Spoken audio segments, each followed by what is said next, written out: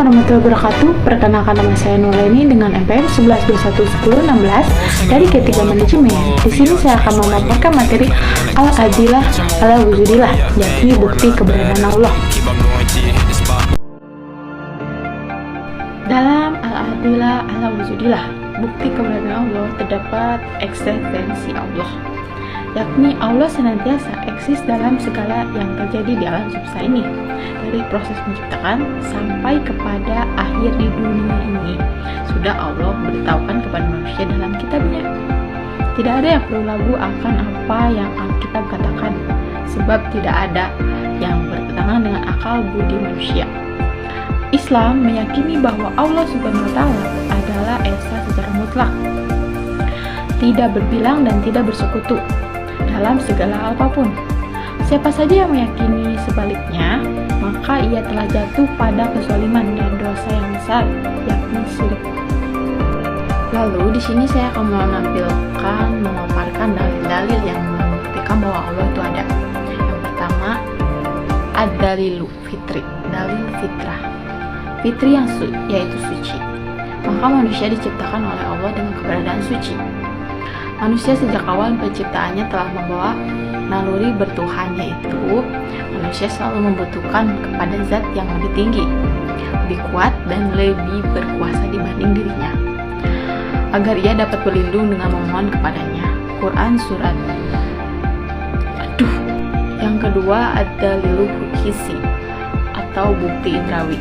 Adanya bukti keberadaan Allah Subhanahu wa Ta'ala yang dapat dilihat, dirasakan atau disentuh oleh manusia. Yang ketiga, ad-dalilu akli, dalil akal, yakni langkah yang dapat ditempuh untuk membuktikan adanya Tuhan melalui akal, yaitu ada teori sebab. Segala sesuatu pasti ada sebab yang melatar belakanginya. Dan ada teori keteraturan, yakni alam semesta dan seluruh isinya bergerak dengan sangat teratur, tidak saling benturan. Ini menunjukkan bahwa keberadaan Allah yang maha dahsyat. Yang keempat, ada ad-dalilu nakli, dalil pembuktian dan akan keberadaan dengan petunjuk kitab suci. Allah berfirman, sesungguhnya Tuhan kamu ialah Allah Subhanahu wa Ta'ala yang telah menciptakan langit dan bumi dalam 6 masa. Lalu dia bersemayam di atas arsy. Dia menitipkan malam kepada siang yang mengikutinya dengan tepat. Dan diciptakannya pula matahari, bulan, dan bintang-bintang, masing-masing tunduk kepada perintahnya. Ingatlah, menciptakan dengan memerintahkan hanyalah Allah. Allah Maha Suci Allah, Tuhan semesta alam. Quran surat Al-A'raf ayat 54. Yang kelima, ad-dalilu tarik, dalil sejarah.